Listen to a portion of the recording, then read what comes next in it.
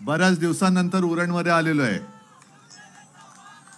गेल्या वेळेला आलो होतो तेव्हा विधानसभेची निवडणूक होती आणि विधानसभा निवडणुकीत काय झालं तुम्हाला माहिती आहे. आज उघडपणाने बोलतो, गेल्या वेळेच्या विधानसभेच्या निवडणुकीत भारतीय जनता पक्षाने आपल्या बरोबर अधिकृत गद्दारी केली होती. केली होती ना. आणि आता ही गद्दारी देशात सगळ्यांशी करायला लागलेले आहेत. नाही, भोकं पडलीच आहेत. पाणी भरले की कळेल कसं कुठून कुठून बाहेर पडतं ते.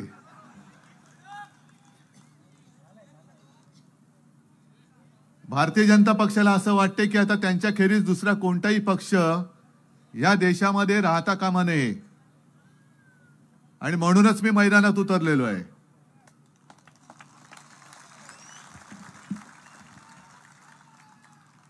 आणि मी त्यांना आव्हान देतोय, तुम्ही जो काय एक उपराठा निर्णय तुमच्या लवादाच्या माध्यमातून दिलेला आहात, मी जवळपास प्रत्येक सभेत आव्हान देतोय की मी जनतेमध्ये आलेलो आहे, तुम्ही जनतेत येऊन उभं राहायचं आणि सांगायची शिवसेना कोणाची.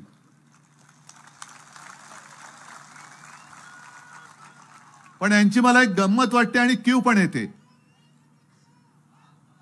त्यांच्याकडे ज्या काही सरकारी यंत्रणा आहेत, ईडी आहे, इन्कम टॅक्स आहे, सीबीआय आहे, निवडणूक आयोग आहे, लवाद आहे, हे एवढे दडपणाखाली आहेत की ते जे काय म्हणतील तसे त्यांना ते निर्णय देत आहेत. पण त्यांना कल्पना नाही की यंत्रणा तुमच्या गुलाम होऊ शकतील, पण हे माझे जे मर्द मावळे आहेत ते तुमचे गुलाम कदापि होणार नाहीत.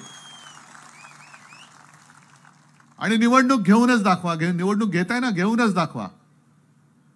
हा छत्रपती शिवाजी महाराजांचा महाराष्ट्र नाही तुमच्या पाठीला माती लावेल तर आम्ही त्याचं नाव नाही सांगणार.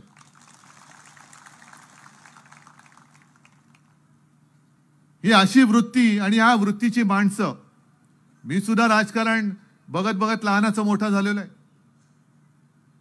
म्हणजे आज जे मोदीजी म्हणतात, अमित शहा म्हणतात घराणेशाही घराणेशाही परिवारवाद, माझं घराणं हे तुम्हाला सगळ्यांना माहिती आहे. अमित शहा आणि मोदींना सुद्धा मी आव्हान देतोय, मी माझ्या घराण्याचा इतिहास सांगतोय, तुम्ही तुमच्या घराण्याचा इतिहास सांगायचा. तुम्ही कोण, मी कोण, तुमचे वडील कोण, माझे वडील कोण, तुमचे आजोबा कोण होते, माझे आजोबा कोण होते. आणि मला अभिमान आहे माझ्या घराण्याच्या परंपरेचा. अरे कोणत्याही स्वातंत्र्य लढ्यामध्ये भाग न घेणारी ही माणसं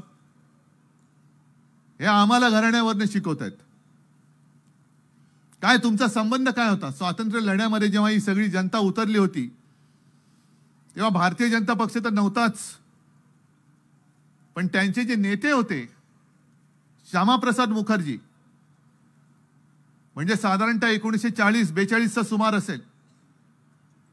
मुस्लिम लीग तेव्हाची, आत्ताची नाही मी म्हणत, आज माझ्याबरोबर अनेक देशभक्त मुसलमान हे लोकशाही वाचवण्यासाठी आणि देश वाचवण्यासाठी सोबत आलेले आहेत. त्यांचं मी स्वागत करतोय.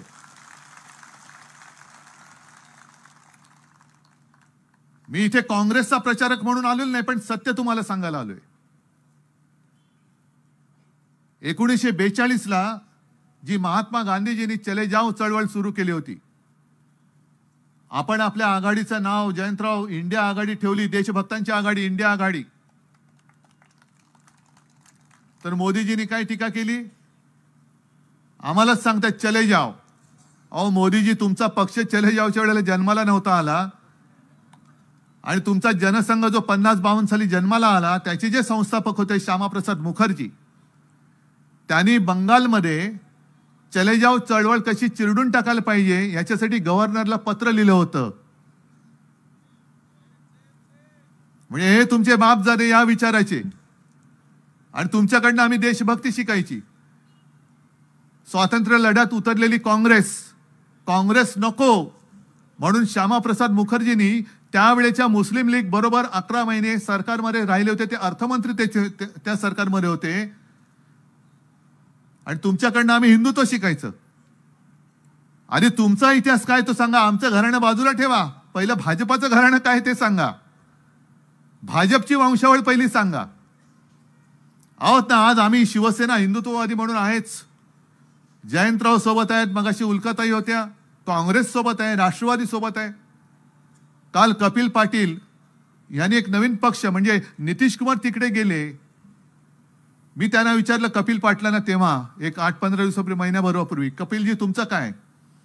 ते म्हणाले ते गेले तर जाऊ द्या, पण मी तुमच्या सोबत आहे, कारण आम्ही देशप्रेमी आहोत, आम्ही देशभक्त आहोत. मग आम्ही एकत्र आल्यानंतर आम्हाला सांगतात की शिवसेना काँग्रेस बरोबर गेली.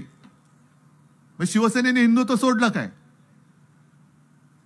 मग मला भाजपला विचारायचंय की काल परवाकडे जे आमच्यासोबत मांडीला मांडी लावून बसणारे नितीश कुमार तुम्ही तुमच्यात घेतलेत, चांगलं चालणारं सरकार तुम्ही पाडलं, तुमच्याकडे हेच काळा घालण्याचे धंदे तुमचे जास्त चालत आहेत.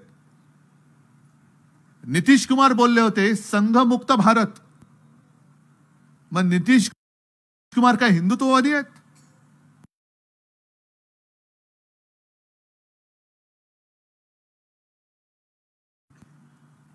विशेष कायदा करा आणि राम मंदिर करा हे जेव्हा मी बोलत होतो, आज आम्ही एकत्र सगळे जमलेलो आहोत. बघा इकडे किती लोक जमलेली आहेत. आणि माझं तर संपूर्ण देशातल्या प्रत्येक नागरिकाला विनंती आहे, आवाहन आहे की तुम्ही असाल कोणत्याही धर्माचे, तुम्ही असाल कोणत्याही जातीचे, पण आज वेळ अशी आलेली आहे की जात पात धर्म बाजूला ठेवून देश हाच माझा धर्म आणि देश वाचवणं हाच माझा धर्म म्हणून तमाम देशभक्तांनी एकत्र येण्याची आज गरज आहे. आणि अशीच वेळ तेव्हा आली होती 77 साली. निदान त्यावेळेला इंदिरा गांधींनी उघड उघड आणीबाणी पुकारली होती. आणि त्या आणीबाणीच्या काळामध्ये सुरुवातीला शिवसेनेने पाठिंबा जरूर दिला होता, पण आणीबाणीच्या काळात जे काही अत्याचार झाले, विरोधी पक्षाच्या नेत्याने ज्या पद्धतीने तुरुंगात डांबलं, त्याला शिवसेनेने विरोध केला होता. मग इंदिरा गांधी नको, हुकुमशहा नको म्हणून जे काय सगळे आले होते, आणि त्याच्यामध्ये हे वाहत्या गंगेत हात धुणारे भाजपवाले जनसंघ होता ते सुद्धा सामील झाले होते, समाजवादी सुद्धा होते. मग काय हो भाजपवाल्यानो, तेव्हा तुम्ही जो काही जनता पक्ष स्थापन केला होता तो काय सगळा हिंदुत्ववादी विचाराचा होता? सगळे काय हिंदू धार्जिणे पक्ष तुमच्या जनता पक्षात होते? नव्हते ना. तुम्हाला देश वाचवायचा म्हणून तुम्ही त्या जयप्रकाश नारायणनी जे एक पुढाकार घेतला होता त्या जनता पक्षात तुम्ही गेला होता. मग आज सुद्धा आम्ही तुमची हुकुमशाही नको म्हणून बाकीचे पक्ष देशभक्त पक्ष जर एकत्र आलो तर तुमच्या पोटात का मुरडा येतो? केवळ तुम्ही म्हणजेच देशभक्त, भाजप म्हणजेच देशभक्त, आणि जो भाजपच्या बाहेरचा आहे तो देशद्रोही अजिबात चालणार नाही. असं होऊ शकत नाही आणि होऊ देणार नाही. आज आमच्या तुम्ही साध्या साध्या कार्यकर्त्याला जुन्या जुन्या केसेस, अरे कसल्या केसेस? काय बलात्काराच्या केसेस आहेत, दरोड्याच्या केसेस आहेत, आंदोलनाच्या केसेस काढता आणि त्याच्या मागे पोलीस कारवाई लावता. मी पोलिसांना सुद्धा सांगू इच्छितो की हे सगळं तुम्हाला माहिती आहे. आज सरकार असतं, उद्या नसतं, आणि यांचं सरकार तर नक्कीच नसणार आहे.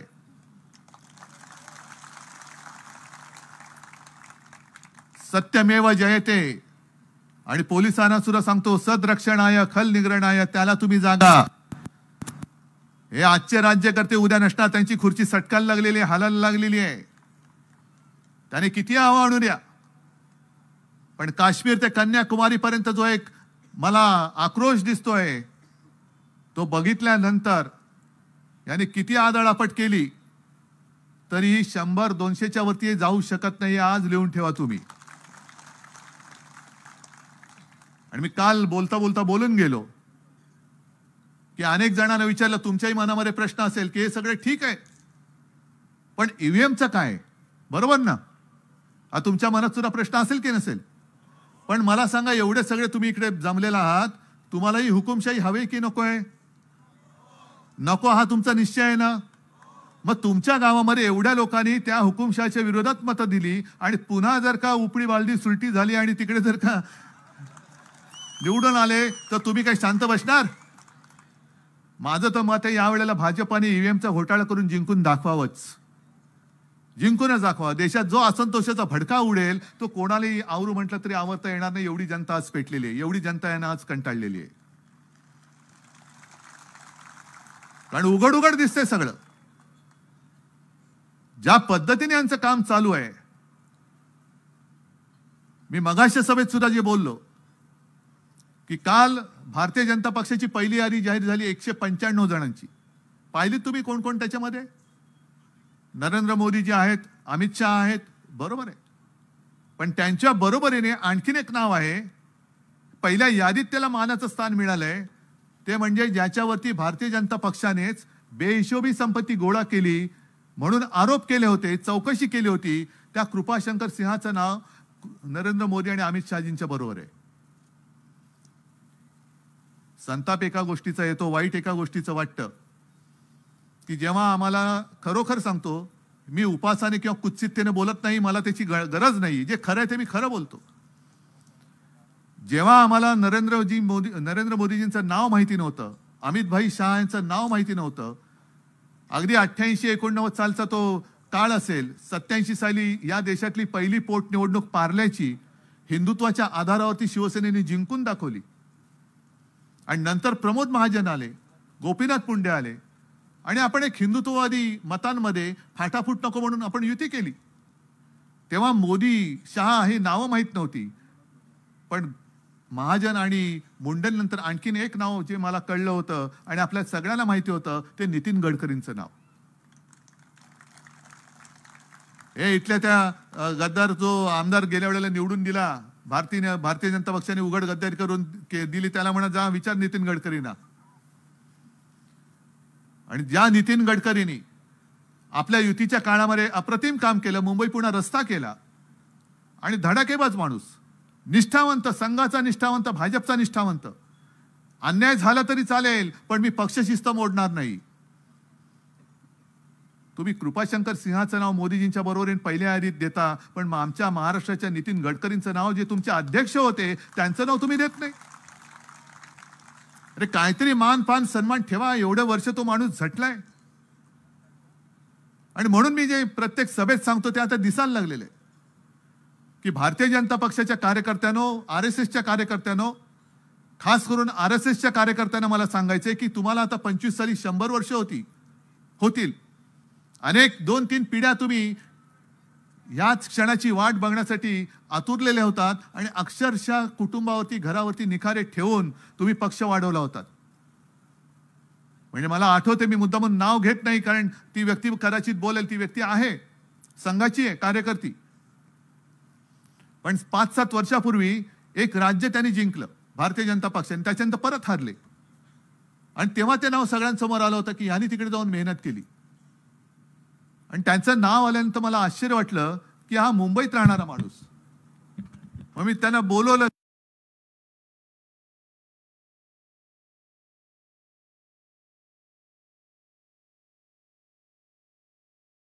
घरी आणि त्यांना विचारलं. ते म्हणाले, उद्धवजी काय सांगायचं, आम्ही संघाचे कार्यकर्ते आणि या राज्यात म्हणे आम्ही जेव्हा काम करायला सुरुवात केली, लोकांमध्ये जेव्हा धावायची, तरी देखील आम्ही तिकडे थांबलो, पाय रोवून उभे राहिलो आणि आज तिकडे आम्ही जिंकलो. मग त्यांना मला सांगायचे की अरे तुम्ही कशासाठी काम करताय, कोणासाठी जिंकताय? आज जो गद्दार आमच्यातला फोडून तुम्ही तुमच्या डोक्यावरती घेतलात, ज्याच्यावरती तुम्ही भ्रष्टाचाराचे आरोप केले होते, 70,000 कोटीचा सिंचन घोटाळा, त्याला तुम्ही डोक्यावरती घेतलात.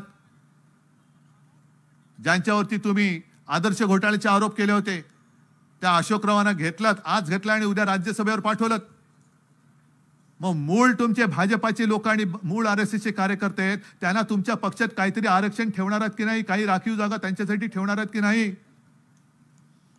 की का नुसतं तुम्ही भाडोत्री लोकांचा पक्ष करतायत?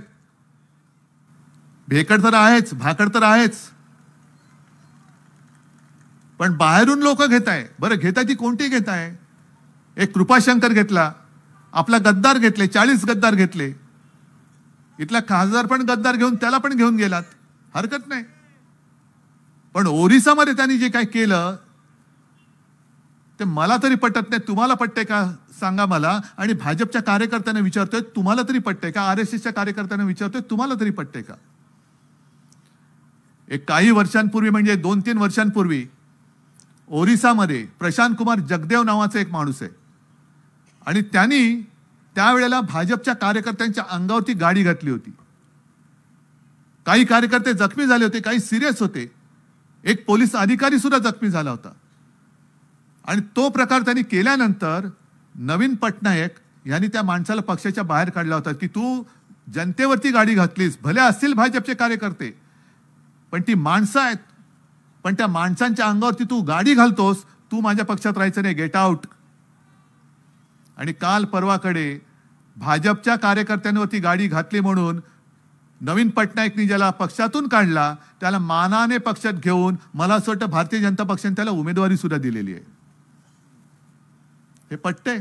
हा पक्ष म्हणजे जिथे कार्यकर्त्यांचा जीव गेला तरी चालेल, पण मला सत्ता पाहिजे, तो निवडून येऊ शकतो. त्यांनी भाजपच्या लोकांना मारला असेल तरी चालेल, पण तो निवडून आला पाहिजे, कारण मला खुर्चीमध्ये बसायचंय. मोदीजींनी जे गेल्या लोकसभेमध्ये गेल्या म्हणजे आता ह्याच्या पुढे पुढचं अधिवेशन हे आता असलं नसलं तर नाही तर याच्या पुढे भाजप काय पुन्हा लोकसभेत पोहोचत नाही. आणि विशेषतः आपण पोहोचू द्यायचा नाही. एक पंतप्रधान म्हणून त्यांनी भाषण करायला पाहिजे होतं की 10 वर्ष मला तुमच्या आशीर्वादाने जी भोगायला मिळाली कोणाच्याही नशिबात नव्हतं. अनेक दिवसानंतर एका पक्षाचं सरकार या देशामध्ये आलं, हे मोठं कौतुक आहे. पण संधी प्रत्येकाला मिळते. मिळालेल्या संधीचं सोनं करायचं का माती करायची हे ज्याचं त्यांनी ठरवायचं असतं. खरं मोदीजींनी 10 वर्षामध्ये काय केलं, जसं आता संजोगजी तुम्ही सांगत होता की 10 वर्षामध्ये इथल्या खासदारांनी काय केलं, तसं मोदीजींनी सांगायला पाहिजे की 10 वर्षात मी काय केलं. 2014 साली ते बोलले होते ना, दरवर्षी 2 कोटी लोकांना रोजगार मिळेल. मग 10 वर्ष मोजल्यानंतर 10 गुणिले 2 किती लोकांना मिळालं पाहिजे होत्या नोकऱ्या? 20 कोटी मिळाल्या. इथल्या गावात कोणाला तरी रोजगार मिळालाय पंतप्रधानांमुळे? घरकुल योजना तुमच्यापैकी कोणाला तरी प्रधानमंत्री आवास योजनेमध्ये घर मिळाले?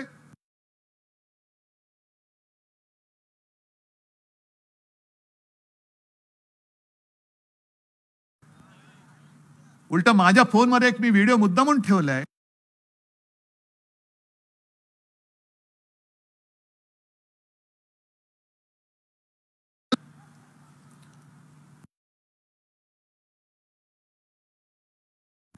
ज्यांना प्रधानमंत्री आवास योजनेत घर मिळाले आणि यांच्यासारख्या 24 लाख जणींना घर मिळाले असं जाहिरात सांगते, तर ह्या बाई कोण आहेत, त्यांना घर मिळाले की नाही याचा आपण शोध घेऊया. मग त्या बाईंच्या घरात जातात. मग त्या बाईंना त्यांनी विचारले की आपका नाम लक्ष्मीबाई है? हाँ मेरा नाम लक्ष्मीबाई है. तो ये आपका घर है? तो नहीं ये तो किराए का घर है. तो आपका फोटो आया है? हाँ कुछ लोगों ने मुझे कहा, सुबह मैं उठ गई तो किसी ने कहा कि मेरा फोटो आया है अखबार में. तो फिर ये फोटो कहाँ लिया? और पता नहीं कब लिया, कैसे लिया फोटो, मुझे तो मालूम नहीं. तो लेकिन आपको तो प्रधानमंत्री आवास योजना में घर मिला है. तो काहे का घर? ये देखो ये मेरा किराए का घर है, आप देख रही है, 500 रुपया हर महीना मैं किराया दे रही हूँ. लेकिन आपके साथ 24 लाख लोगों नहीं, मालूम नहीं, मेरे को तो नहीं मिला. आपण काय म्हणतो, समजा तुमच्या पेपरमध्ये तुम्ही बघाल जाहिरात, आणि अशी व्यक्ती शोधतात की तुम्हाला किती शोधलं तर ते सापडूच शकत नाही. शोधा शोधा म्हणजे सापडेल. अशा अनेक गोष्टी आहेत. पण आपल्याला मी नेहमी सांगतो की सरकारवरती आपला विश्वास नसला तरी सरकारी जाहिरातीवरती आपला विश्वास थोडासा असतो.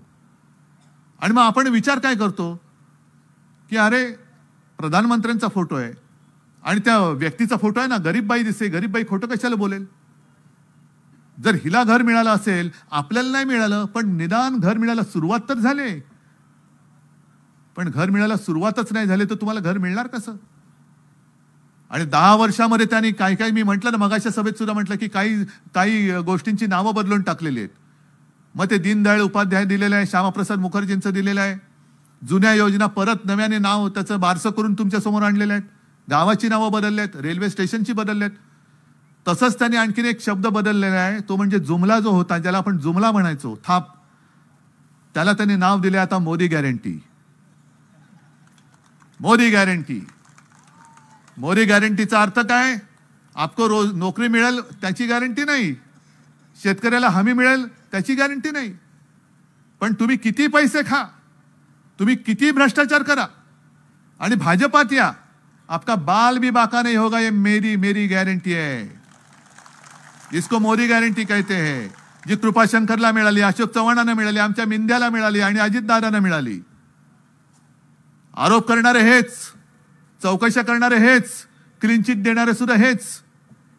म्हणजे क्रिकेटच्या मॅचमध्ये बॉलिंग टाकणारे हेच, बॅटिंग करणारे हेच, कॅच पकडणारे हेच, अपील करणारे हेच आणि आउट देणारे पण हेच. आणि जिंकलो की नाही? अरे कसला जिंकलास? अजून साध्या मुंबई महापालिकेच्या निवडणुका घेण्याची तुमच्यात हिंमत नाहीये आणि तुम्ही देश जिंकायला निघालात. 2 वर्ष झाली मुंबई महापालिकेमध्ये लोकप्रतिनिधीच नाहीयेत. सगळेच्या सगळे जे काय निर्णय चाललेला आहे, सगळा जो काय कारभार चाललेला आहे तो प्रशासकाच्या